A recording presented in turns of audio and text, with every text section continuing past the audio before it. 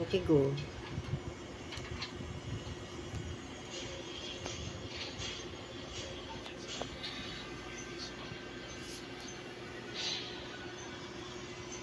S.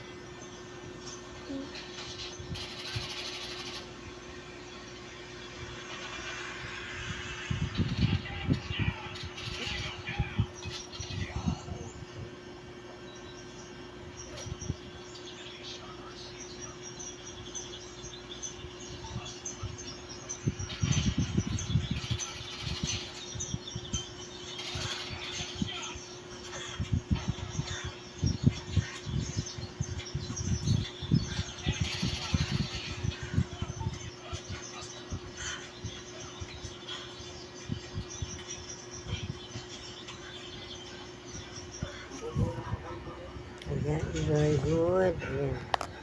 Ayan, okay. O yung cursive naman.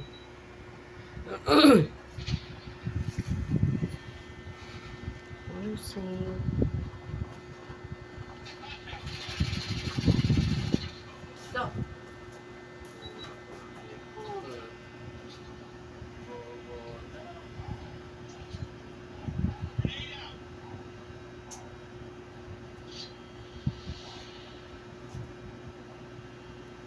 T po yan.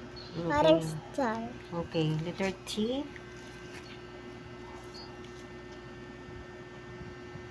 Ayan. Okay.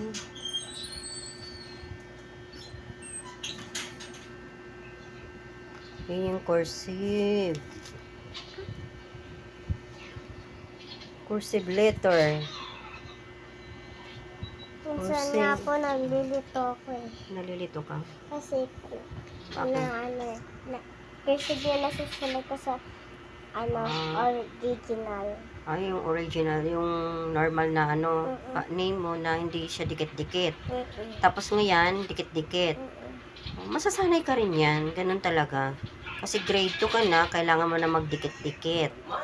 Para masanay ka pagdating ng grade 3, Grade 3. oo, sanay ka na.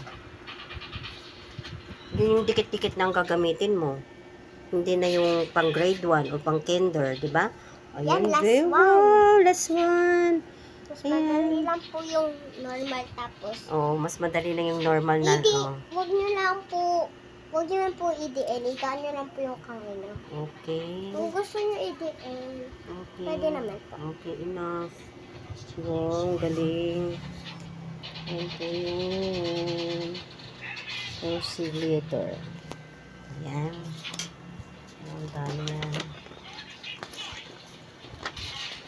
Yan po yung ginagawa ng anak ko.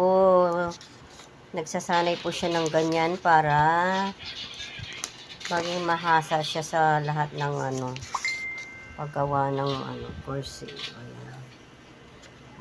Ayan. Okay? Finish? Wait. Yehey, finish. Malapit na. Ayun. Yehey. Thank you. Kahapon po ito po yung ginawa ko. Opo, ayan. Anong pangalan yan? Anong tawag Cursive dyan? name. Cursive name. Ayan. Next time naman po. Ngayon ano naman na lang po, alternate. mamaya po, original. Okay, very good. Okay, thank you. Mag-thank you ka sa Thank you po.